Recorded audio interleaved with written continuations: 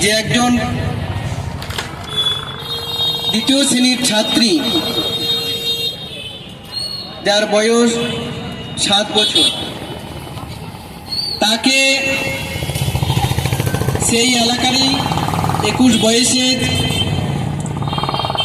একজন যুবক তার উপর নৃশংস পাশবিক অত্যাচার চালিয়েছে এবং সেই ছাত্রীটি বা সেই শিশুটি এখন মাথাভাঙায় চিকিৎসাধীন।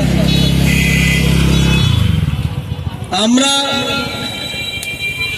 যারা সংবেদনশীল মানুষ, তারা কেউ এরকম একটা ঘটনা শুনে অস্থির না হয়ে পারি না।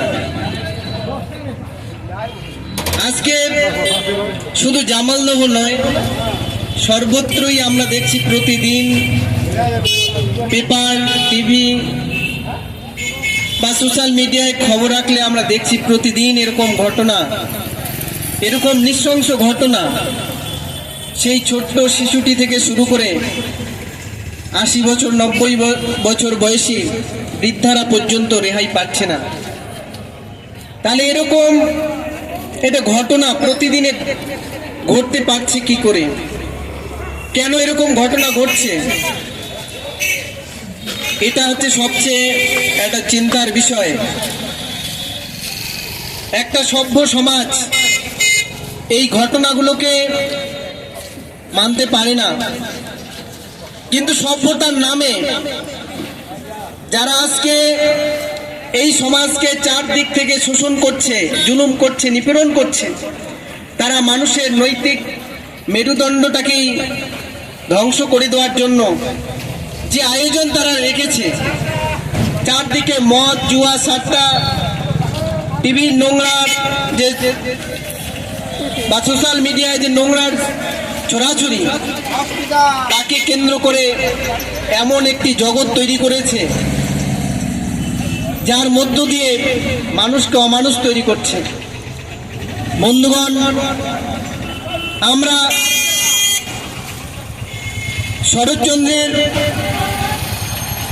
যে উপন্যাস শ্রীকান্তে আমরা দেখেছি যে যেখানে বলছেন যে মানুষকে পশু করিতে না পারিলে তাকে দিয়ে পশুর কাজ আদায় করা যায় না। তাহলে আজকে সভ্যতাকে সেদিনকার থেকে অনেক বেশি নির্মম, অনেক ধ্বংসাত্মক রূপে মানুষের যে মনুষ্যত্ব সেটাকে কেড়ে নেওয়ার জন্য শাসক শ্রেণী চারদিক থেকে এক আয়োজন করে রেখেছে।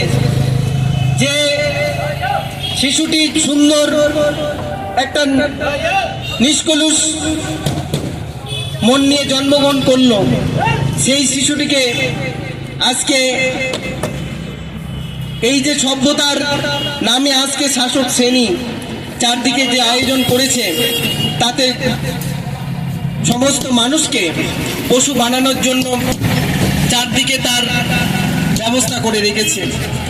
ফলে এই যে পশু সৃষ্টির যে প্রক্রিয়া, এই প্রক্রিয়াটাকে বন্ধ করার জন্য জনগণের মধ্যে যারা এইরকম ঘটনা দেখে যন্ত্রণা বিদ্ধ হচ্ছেন, কাতর হচ্ছেন, তারা যদি এই যে শাসক শ্রেণীর যে চক্রান্ত, সেটা যদি আমরা ধরতে না পারি বা এর বিরুদ্ধে যদি আমরা যে প্রতিবাদ সংগঠিত করতে না পারি, একত্রিত হতে না পারি, তাহলে ভবিষ্যৎ সমাজ, সভ্যতা আরো হচ্ছে পঙ্কিলতার দিকে চলে যাবে।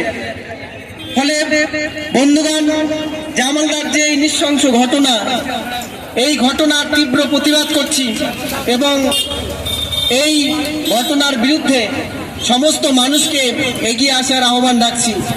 পাশাপাশি